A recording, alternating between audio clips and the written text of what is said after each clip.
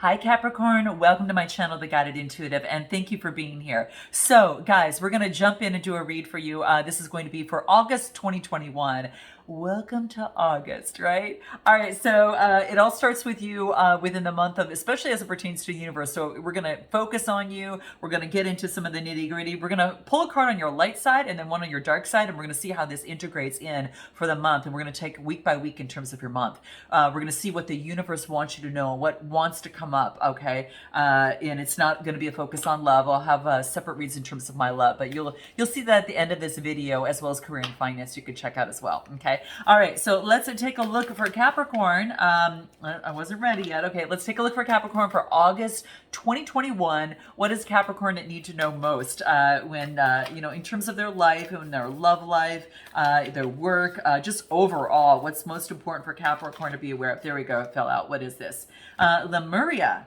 Wow. Look at this, guys. This is a beautiful place. Whatever it is, it's kind of like, wow, I'm there, like, take me there, So this is, as the card talks about, it is about a place. This is about creating heaven on earth, okay? And perhaps you're part of the soul tribe, Capricorn, in terms of doing so. Maybe you are part of a team at the soul level who's devoted to creating a lot more harmony on this planet right now to get it to where it looks really beautiful, right?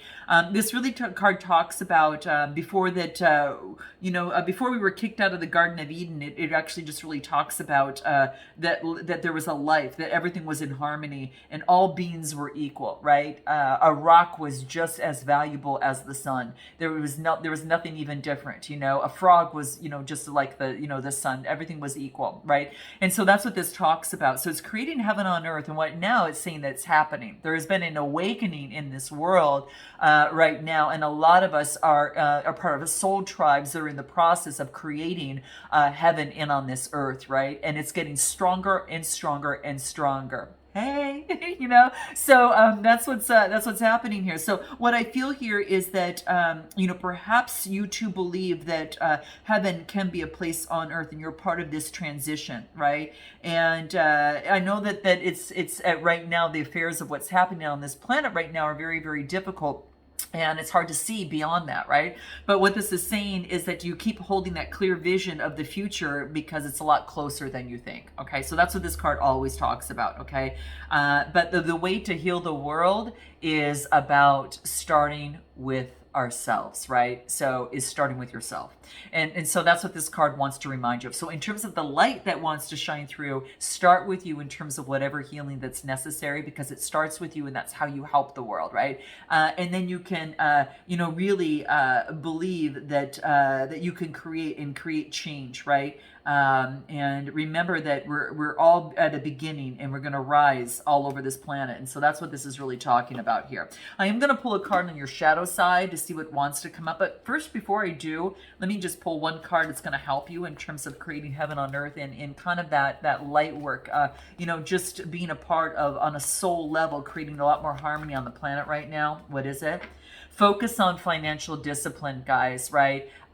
This is about something about creating some sort of financial discipline is going to help you with your heart's desire, okay? So this could be perhaps that you're doing something and you are saving money to invest in a side hustle. Maybe that you're focusing on your foundation so you're able to be a part of that soul tribe and you feel better balanced in terms of the process, right? And you can be more devoted to what it is that you want to do. And what this is saying is that whatever is going to bring you that stability, financial discipline is where you need to start, okay? This is interesting that I got that there, right? Yeah, it's going to bring things into synchronistic balance for yourself. It's going to balance your root chakra as well as the top of your head, right? And this is what this really talks about. From head to toe, it's going to synchronize things up a little bit. So I think that by doing that, it starts with financial discipline. Some of you needed to hear that, okay? Let's pull from your shadow side and let's take a look at what wants to come up.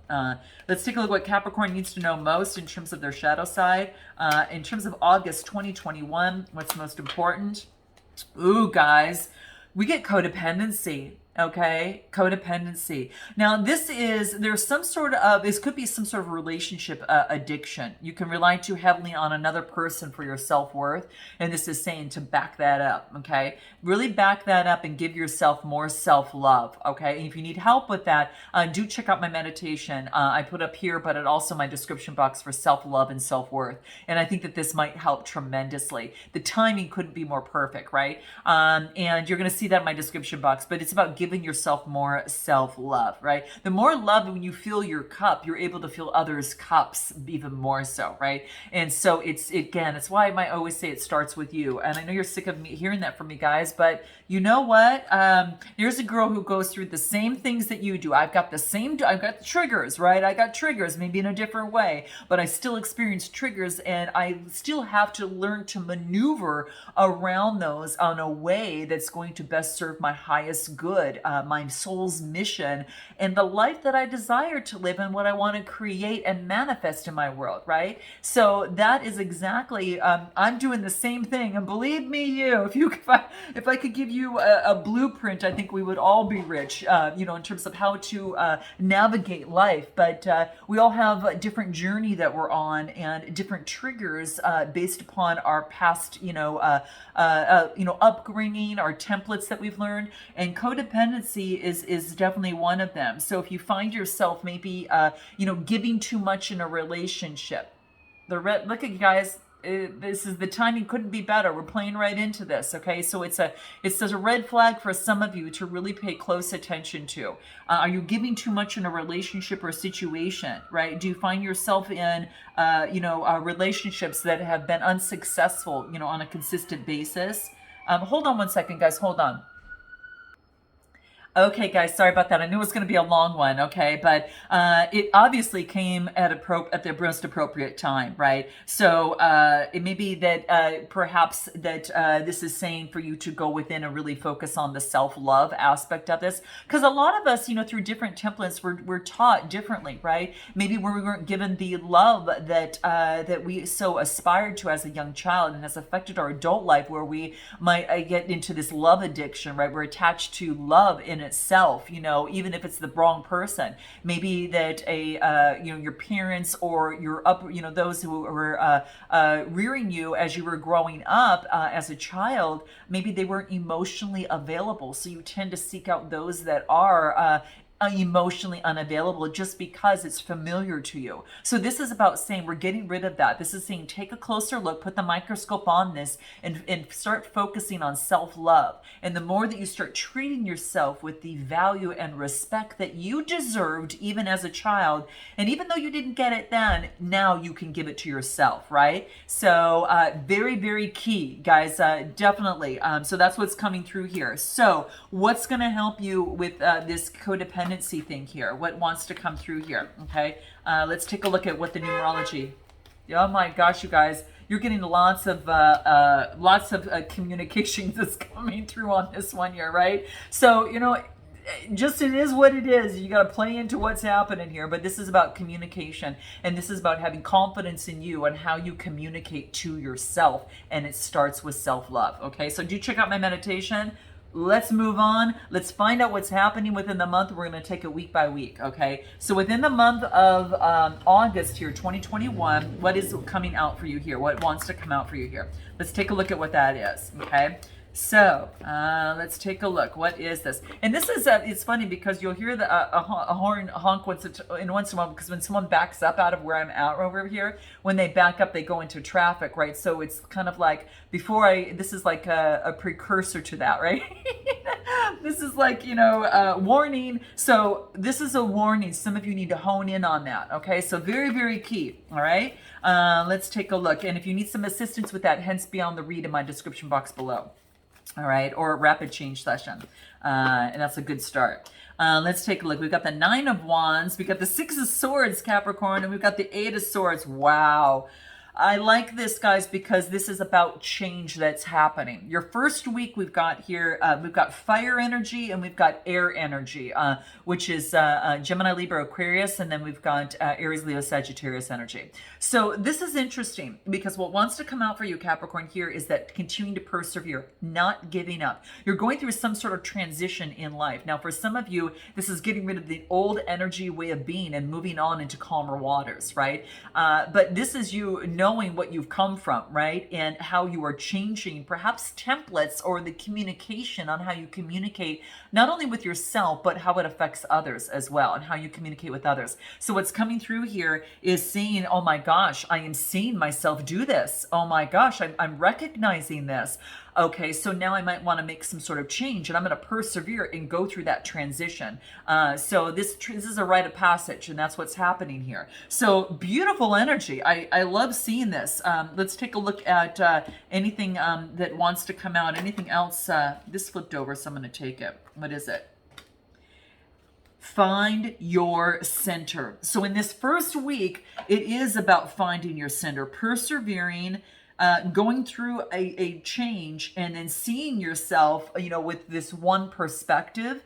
And this is saying the outside world is a reflection of what is manifesting on the inside. Okay.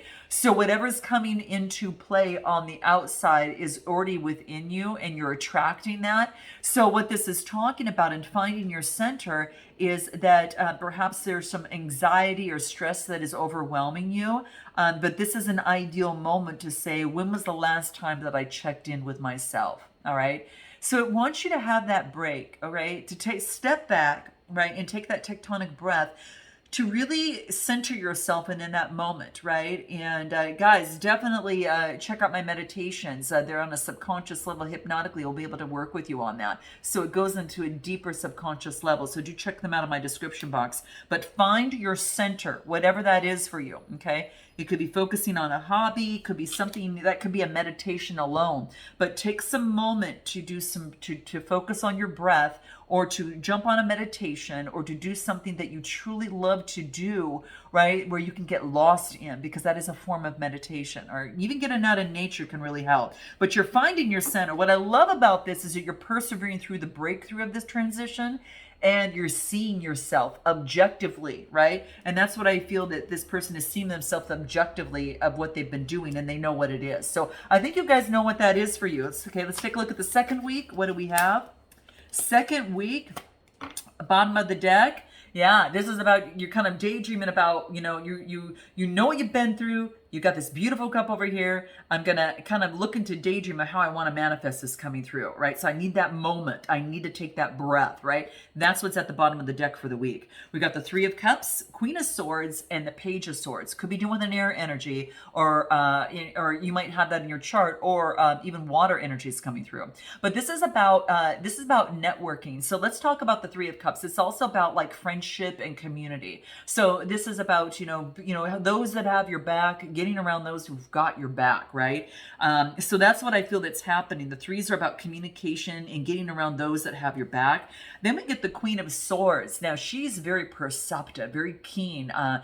She is very much a quick thinker. She's got influence in her world, but she is planning the facts of where she wants to go and developing that strategy to get there, right? She's got a sword because she's going to actually cut out things that that are standing in the way, that are blocking her way to get to where she wants, her destination, right? So perhaps it's about doing a little bit more research, right? So in your plan, it's about getting research, doing research, getting the ideas, whatever it is, it's keeping you balanced because you're able to walk a tightrope, okay? So the more research you get on something, it's going to light up light bulbs and it's going to get you balanced, right? And in your perception will be clear in making that strategy to move forward, and lean on those who also have got your back. So that's what's coming through here, okay? Anything else from numerology that might want to come out in the second week for you here, Capricorn? What do we have? Compassion.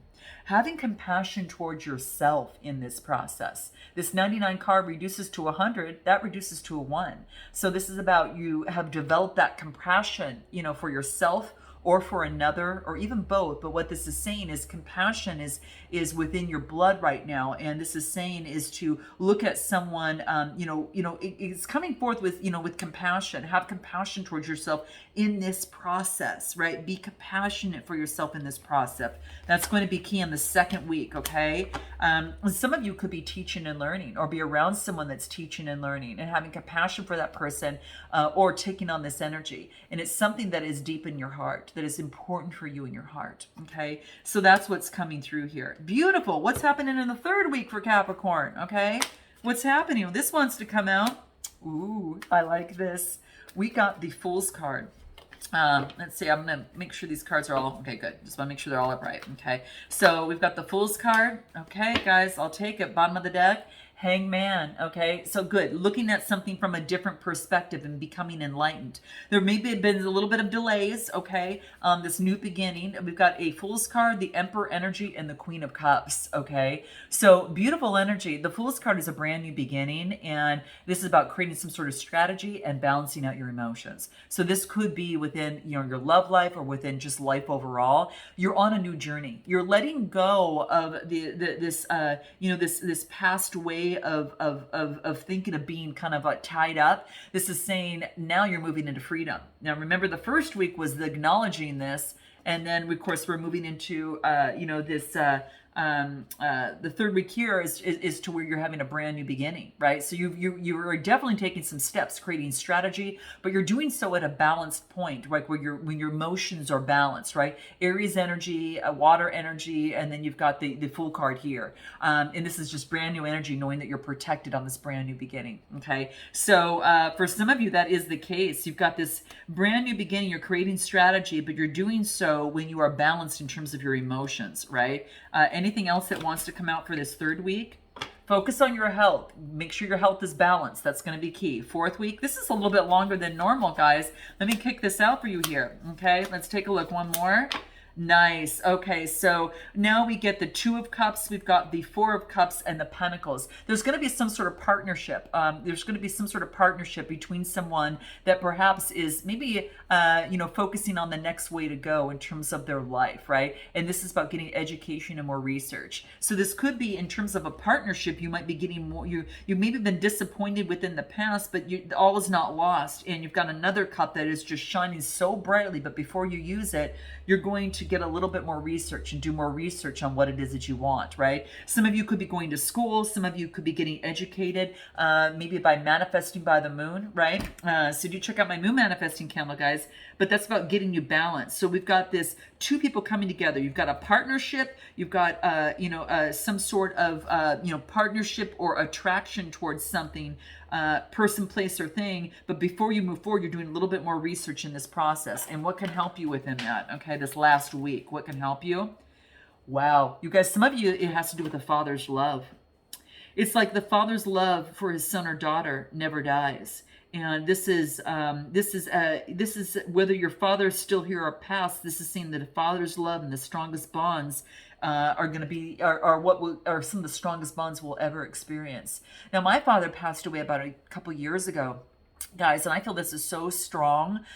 This is so strong, and I look at my family members who are a sign of Capricorn and see how this plays in for that. But for those of you, a father's love is a prime example of the type of men that maybe that have taught you how to love, or a certain way of loving. And so for some of you, you have learned, some of you a good way, some of you maybe not so good, that doesn't fit you now, and now you're seeing the patterns and you're making changes. So my hat's off to you, and whether good for bad, whether good, bad, or indifferent, whatever the case may be, it's for whatever reason that is coming up for you. And this is saying that you are loved no matter what. You are loved, okay? And that still falls within you regardless. We might learn through the way someone else teaches us to love.